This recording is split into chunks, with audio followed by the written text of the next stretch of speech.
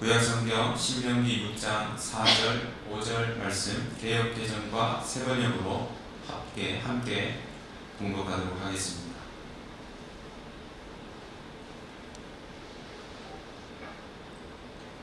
개역개정 함께 공독하도록 하겠습니다. 이스라엘아 들으라. 우리 하나님 여호와는 오직 유일한 여호와이시니 너는 마음을 다하고 뜻을 다하고 힘을 다하여 내 하나님 여호와를 사랑하라.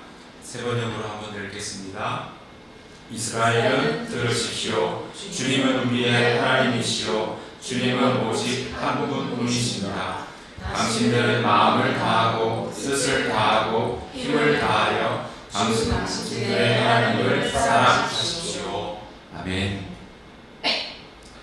우리가 지지난주부터 신명기 6장 4절 5절의 말씀을 우리가 하나하나 살펴보고 있습니다. 쉐마라고 하는 이야기로 시작되는 이 본문은요, 유대인들에게도 너무나도 익숙하고 또 많이 읽는 그런 구절이고요. 또한 구절을 넘어 기도로도 그렇게 활용하고 있습니다.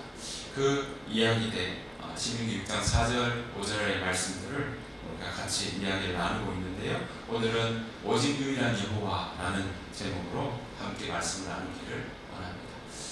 여러분, 우리는 누구나 이름을 가지고 있습니다. 그 이름은 태어나면서부터 가지는 거죠. 태어나면서 부모는요, 그 아이의 이름을 지으려고 태중에 있을 때도 고민하기 시작합니다. 그리고 법적으로는 한 달 안에 보통 주민센터에 등록을 하도록 그렇게 하죠. 아무렇게나 짓지 않습니다. 어떤 이름이든 고민하고 또 어떤 의미를 담을까 그런 마음들을 가지고 보게 되죠. 그렇게 정해진 이름은 다른 사람들로부터 그 사람의 존재가 어떠하다라고 할 때 불리는 대표적인 그런 연결점이라고 이야기할 수 있겠습니다. 그래서 우리가 그 사람을 안다 할 때는요, 그 이름을 안다라는 것도 같은 말이고요. 또 그 이름을 안다라는 건 그 사람을 안다라는 말로도 연결되기도 합니다. 서로의 이름을 안다라는 건요, 관계가 있다라는 말로도 우리가 그렇게 이해할 수 있습니다. 이렇게 이름은 그 사람의 인격의 하나의 상징이요, 그 사람의 모든 삶의 여정을 한마디로 이야기할 수도 있는 그러한 것이 바로 이름입니다. 우리가 믿는 하나님의 이름도 가지고 계십니다. 자, 성경에 보면요, 오늘 그 하나님의 이름을 살펴보기를 원하는데, 우리가 믿는 하나님의 이름 보면 성경이 아주 다양하게 나옵니다. 자, 처음에 보시면 야훼라는 이름이 있고요, 또 엘로힘이라고 하는 이름이 있고요, 엘로이라고 하는 이름도 있고, 아도나이, 구원자, 속량자, 여호와의 사자, 이런 이름들로 여호와 이름이 쭉 여호와 하나님이라고 할 때 나옵니다. 다양하게 부르고 있다는 거죠. 자, 그 엘로힘이라고 하는 말은요, 신들이라는 뜻입니다. 엘로이라고 하는 것은 감찰하시는 하나님이라고 하는 의미가 담겨 있습니다. 또 아도나이라고 하는 말은요, 주라는 뜻입니다. 게다가 여러분 아시는 구원자, 또 리디머, 속량, 대속한다, 속량자, 또 여호와의 사자라는 말들도 있습니다. 이뿐만 아닙니다. 엘샤다이부터 해서 여러분 이름이 굉장히 다양하게 나오는 걸 보게 됩니다. 그런데 여러분, 영어에서 우리가 하나님 할 때 뭐라고 합니까? God이라고 하지 않습니까?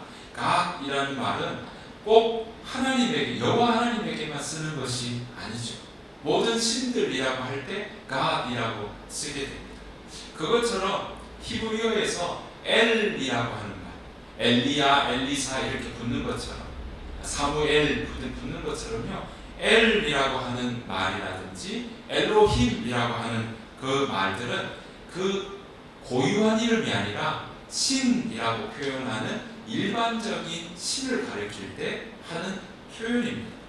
그러니까 일반적인 신을 가리키는 칭호가 엘이라고 하는 그 단어를 붙이는 거죠.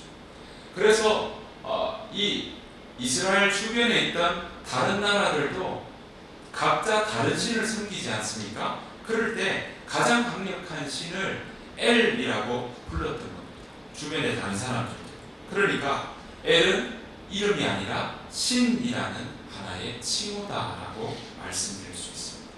그러면 우리가 믿는 하나님이라고 하는 그 하나님의 원래 이름, 본명, 그 이름이 뭐겠냐라는 것. 성경에서 하나님의 이름이 처음으로 나오는 대목이 있는데요. 직접 밝히십니다. 그 밝히는 대목이 바로 출애굽기 3장입니다. 모세가 하나님을 만나는 장면인데요. 출애굽기 3장이 모세가 떨기나무 앞에서 하나님을 만나게 되죠. 그때 하나님께 묻습니다. 모세가 이렇게 이야기해요. 제가 이스라엘 자손에게 가서 너희 조상의 하나님께서 나를 너희에게 보내셨다 하고 말하면 그들이 저에게 그의 이름이 무엇이냐라고 물을 터인데 제가 그들에게 하나님을 뭐라고 대답해야 하겠습니까? 라고 모세가 하나님께 묻습니다. 그러니까 이스라엘 백성들에게 뭐라고 소개해야 할까요? 라고 이야기했던 거죠. 왜냐하면 당시 이집트, 애국은요 다양한 신들을 믿고 있었기 때문에 그렇습니다. 10가지 재앙도 다 이집트 사람들이 믿는 신들의 종류 중에 하나였던 겁니다. 여러분, 그리스 로마 신화에도 어떻습니까? 제우스 신부터 시작해서 아주 다양한 신들이 나오지 않습니까? 마찬가지입니다. 이집트 신화에도 이집트 신의 계보들이 있습니다. 그리스 로마 신처럼 계보가 있는 겁니다. 제일 위의 신이 그리스 로마는 제우스라고 한다면 이집트 신에는 태양신입니다. 라라고 하는 태양신이 바로 있고 그 밑으로 신의 계보들이 있는 거죠. 그러니까 서로 이야기할 때 너는 어떤 신 믿어? 라고 하면 나는 누구와 누구의 아들인 어떤 신 믿어? 이렇게 표현을 하는 거죠. 그래서 그런 분위기와 환경에 익숙한 이집트 사람들에게 바로 모세가 어떻게 하나님을 소개할까요? 라고 이야기를 했던 것입니다. 자, 그때 하나님이 이렇게 대답하십니다. 출애굽기 3장 13절 14절 말씀입니다. 13절 제가 읽겠습니다. 모세가 하나님께 말했습니다. 제가 이스라엘 백성에게 가서 그들에게 너희 조상의 하나님께서 나를 보내셨다라고 말했을 때 그들이 그 하나님의 이름이 무엇이냐 하고 물으면 어떻게 대답해야 합니까? 자, 14절 하나님께서 이렇게 대답하십니다. 함께 읽겠습니다. 시작. 하나님께서 모세에게 말씀하셨습니다. 나는 스스로 있는 자리라. 너는 이스라엘 백성에게 가서 스스로 있는 분이 나를 너희에게 보내셨다고 말하여라. 네, 뭐라고 이야기하십니까? 나는 스스로 있는 분이다. 이 말은 아까 말씀드린 대로 어떤 계보에 있는 신이냐라고 하는 의미를 가진 것으로 너의 이름은 무엇이냐라고 묻는다면 나는 그런 계보에 속하지 않아. 나는 스스로 있는 거야 라고 말씀하고 있습니다. 나는 스스로 있다, 있는 자다. 영어로 이야기하면 I am who I am이죠. 이걸 성경의 원문인 히브리어로 보면 이렇습니다. I am이라고 하는 말이요, 보시면 예흐예라고 합니다. 히브리어는 오른쪽에서부터 이렇게 읽습니다. 자, 이 말은요, 나는 존재한다, 나는 스스로 있다, 또 스스로 있을 것이다, 이런 의미가 있고요, 나는 함께한다 라고 말씀드릴 수 있습니다. 그러니까 내가 있을 것이다, 내가 존재한다, 앞으로도 계속 있다. 그 말은요, 지금도 계시고 앞으로도 계신다 라는 의미가 여기에 있는 거죠. 어떤 신의 아들로 태어난 것이 아니라 나는 스스로 존재하는 분이다 라는 것을 그대로 보여주고 있는 것입니다. 여기에 나는 있다라는 말은요, 함께 한다는 말들도 연결되고 있거든요. 자, 그렇게 이야기하면서 지금 읽었던 출애굽기 3장 15절의 말씀을 보니까요, 이스라엘 자손에게 이렇게 스스로 있다 예흐예라고 이야기하고는 예흐예 아시아를 예흐예, 이게 I am who I am이거든요. 그런데 그런 말들을 하면서 하나님은 더 이해하기 좋게 한 번 더 설명합니다. 야훼라는 말로 사용해서 전달합니다. 자, 출애굽기 3장 15절 말씀입니다. 같이 한번 읽어보실까요? 시작. 하나님이 다시 모세에게 말씀하셨다. 너는 이스라엘 자손에게 이르기를 여호와 너희 조상의 하나님 곧 아브라함의 하나님, 이삭의 하나님, 야곱의 하나님 나를 너희에게 보내셨다 하여라. 이것이 영원한 나의 이름이며 이것이 바로 너희가 대대로 기억할 나의 이름이다. 그러니까 지금 위에 3장 14절에서 나는 스스로 있는 자다, 그 하나님의 존재에 대해서 이야기를 하셨다면, 그러고는 15절에 다시 모세에게 말씀하시면서 하는 말이 여호와 너희 조상의 하나님, 아브라함의 하나님, 이삭의 하나님, 야곱의 하나님이다 라고 말씀하고 있는 것입니다. 자, 이 여호와가 바로 야훼인 겁니다. 야훼를 영어로는 모두 대문자를 사용해서 Lord라고 표시를 합니다. 이 야훼, 여호와라는 말은요, 구약 성경에 6,500번 이상 언급되고 있습니다. 자, 그러니까 정리를 해보면 이렇습니다. 처음에 나는 스스로 있는 자다, 다른 말로 예흐예라고 했다면, 그 말을 좀 더 이해하기 좋게 야훼, 여호와라고 표현을 해주셨던 거죠. 자, 지금 보시는 히브리어는 전부 다 자음만 있는 겁니다. 그래서 여러분 보시면 그 Y, H, W, H 이 네 개가 바로 여호와라고 하는 이름인 거죠. 이걸 대문자로 다 써서요 Lord라고 표현을 합니다. 그런데 이것을요 사람들은 야훼라고 부르지를 못하는 거예요. 왜냐하면 유대인들이 10계명에 여호와의 이름을 망령되이 일컫지 말라라는 말이 있으니까 그 이름을 망령되이 일컬을까봐, 또 함부로 일컬을까봐 그 경외심에서 비롯된 전통 때문에 이 YHWH 야훼라는 이름을 부르질 않는 거예요. 읽으면서도 그 이름을 부르질 않는 거예요.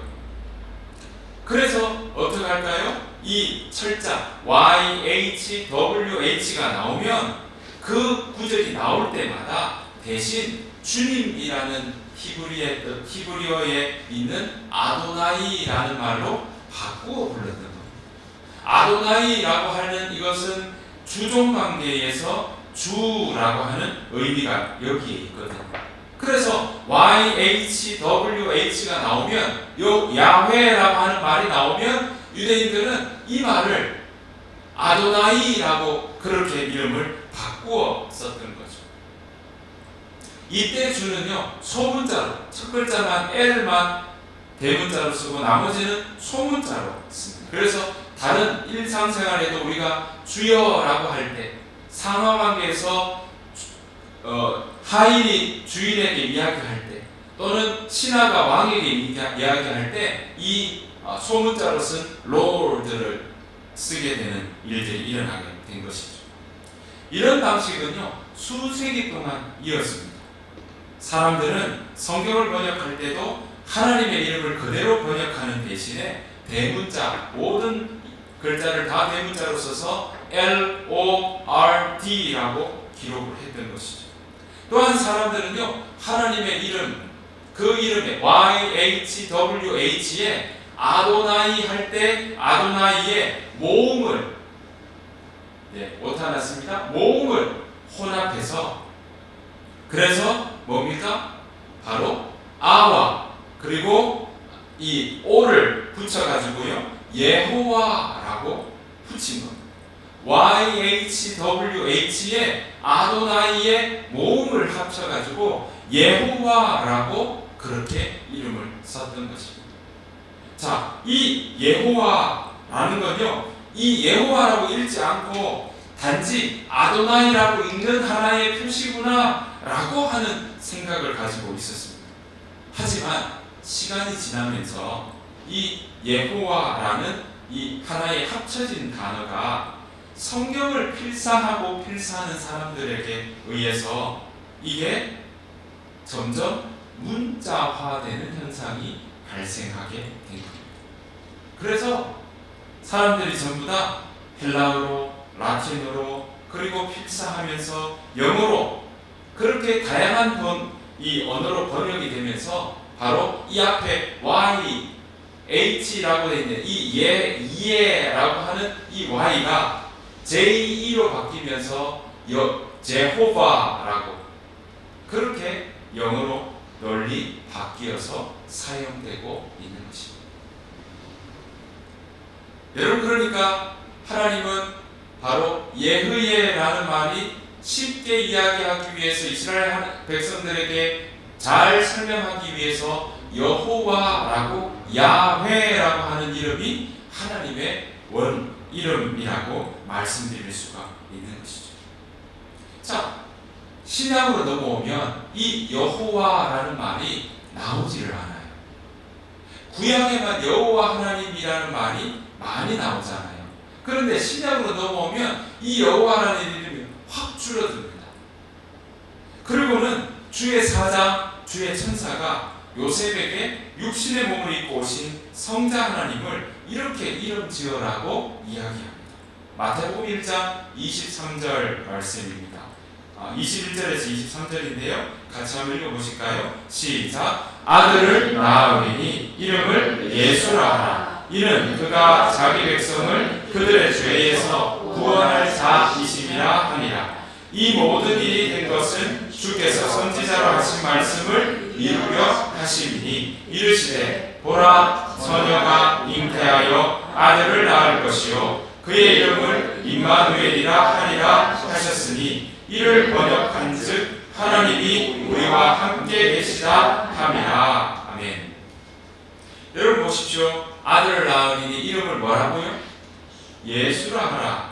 여러분, 주의 사자, 주의 천사, 아까 보신 것처럼 주의 사자, 주의 천사는 한마디로 이야기하면 하나님이 그렇게 보내셨다라는 말도 되지만 하나님의 이름도 엔젤 오브 로우라고 이야기하는 경우가 있기 때문에, 자, 그 하나님이 요셉에게 찾아오셔서 아들을 낳으리니 이름을 예수라 하라 라고 이야기를 했습니다. 그리고는 23절에 또 하나의 이름을 붙였죠. 그의 이름은 임마누엘이다 라고 이야기하고 있습니다.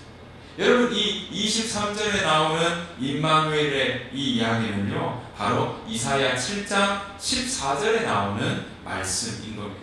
그러니까 그 말씀대로 예수님이 이 땅에 오셨다라는 것이죠. 자, 그런데 지금 보시는 것처럼 주의 사자가 요셉에게 예수라고 하나, 그리고는 임마누엘이라고 하나, 같은 그 말을 그대로 쓰고 두 이름이 그대로 나오고 있습니다. 여러분, 무슨 연관이 있을까요? 이 예수라는 말과 임마누엘이라는 말이 무슨 연관이 있을까요? 여러분, 예수라는 말은요, 바로 여호수아라는 말과 같은 말입니다. 조슈아라는 말도 같은 말이고요, 예수아라는 이름이 성경에 곳곳에 나오는데 그것도 같은 말입니다. 예수, 예수와 여호수아 다 같은 말입니다.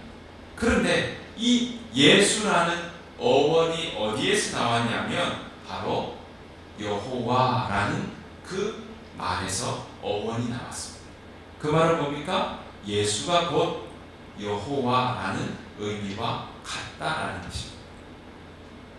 그 여호와가 뭡니까? 그가 존재한다, 그가 함께한다 하는 의미가 있었죠.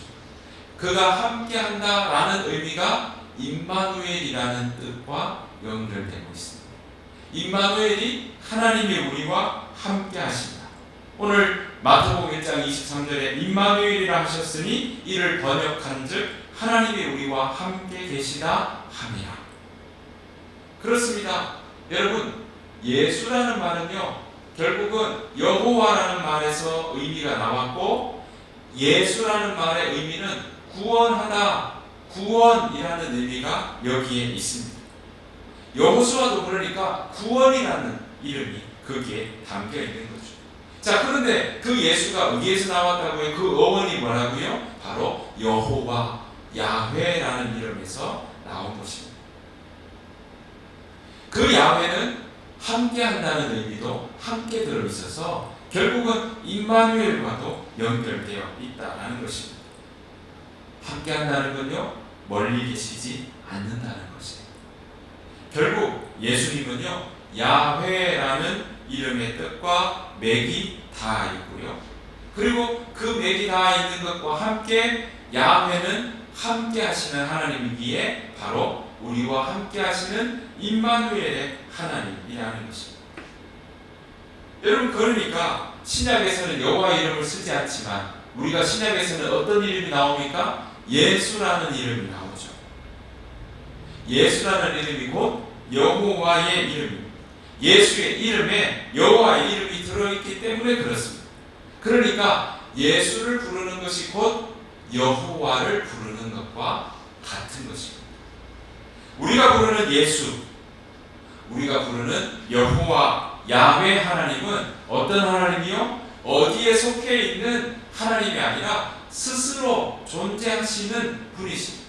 또한 우리와 함께 하신다고 아예 그 이름의 의미 자체가 함께 하신다라는 의미가 들어 있는 것입니다. 스스로 계시고 함께 계시는 하나님이 바로 예수, 구원하신다라는 의미까지 들어 있는 것입니다.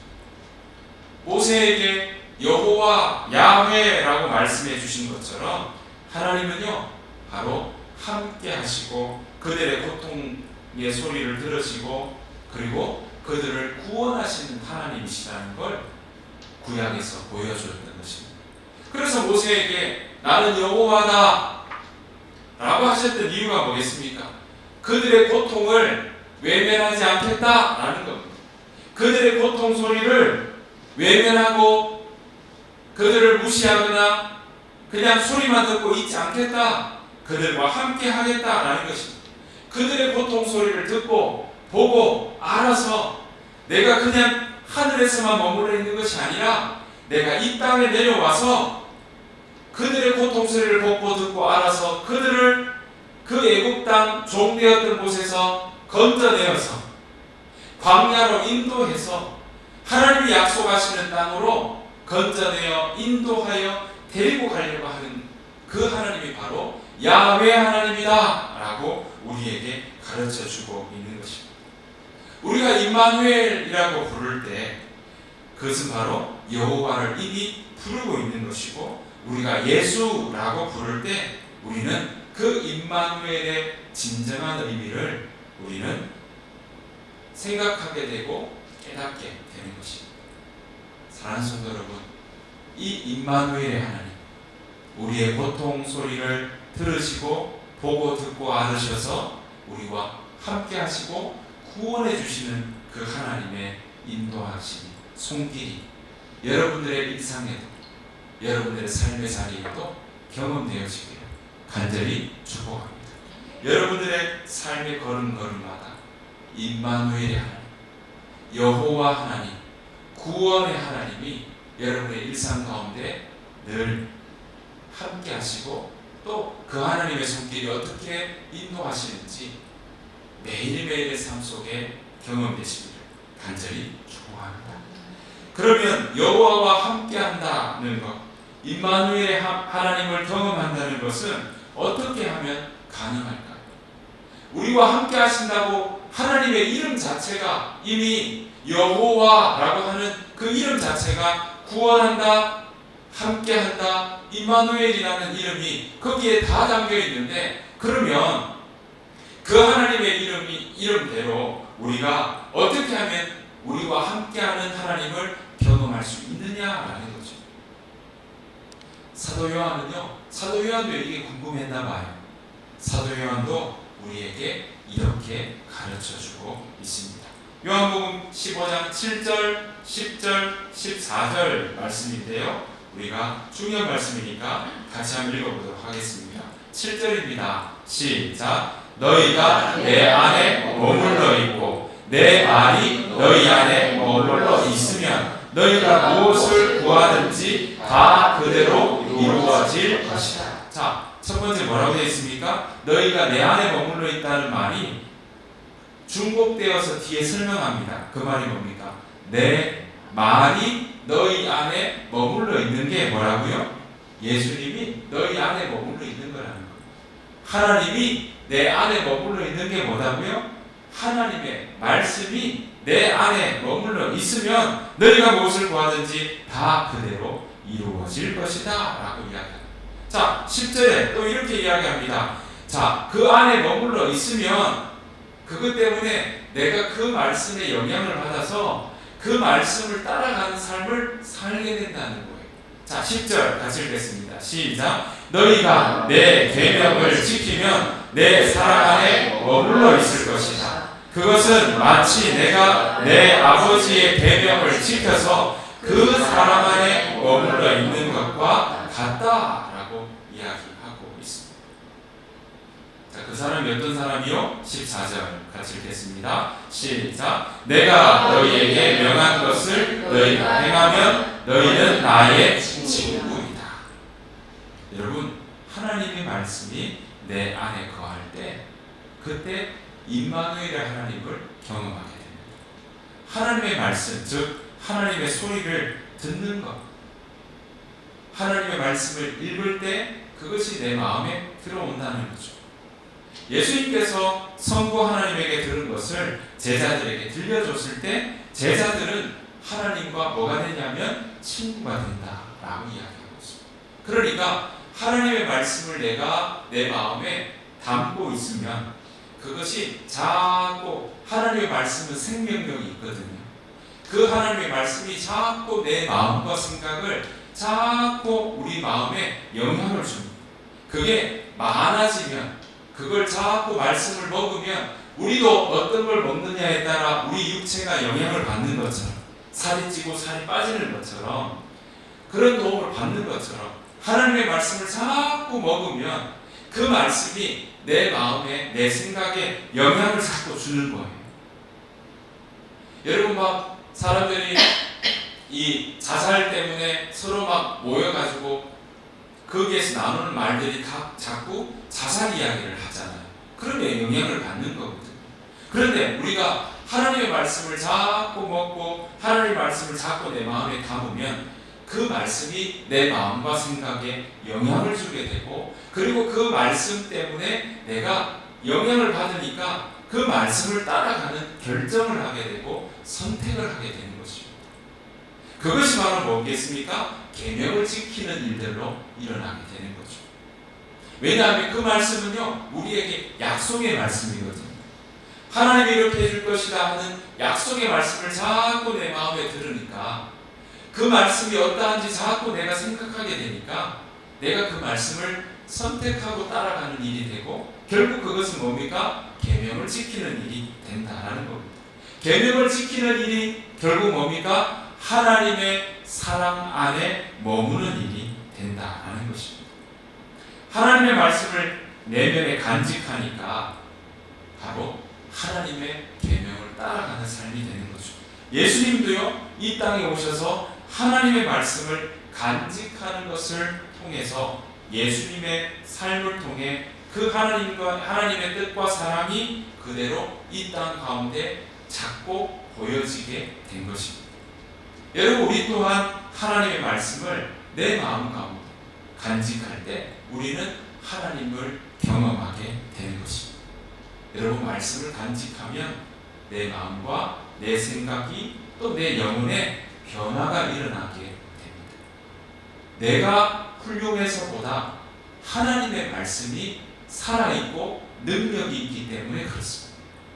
하나님의 말씀이 살아서 우리의 생각도 우리의 육체도 우리의 관절과 골수도 찔러 쪼개기까지 하는 힘이 있기 때문에 그렇습니다. 그러니까 변화가 일어나는 거예요. 마음의 변화, 영혼의 변화가 바로 말씀 때문에 일어나는 거고요. 그런 변화가 있어야 우리 가운데 그 변화의 결과가 뭐겠습니까? 사랑의 행위들이 그 가운데 드러나게 되는 것입니다. 자, 그렇게 행하는 모습이 결국 뭐라고요? 14절에 너희는 나의 친구다 라고 이야기합니다. 여러분, 여기서 친구는요, 가깝다라는 뜻입니다. 우리가 아까 찬송가 부를 때 죄짐 맡은 우리 구주 어찌 좋은 친구인지 라고 이야기했죠. 친구는 가깝다라는 뜻입니다.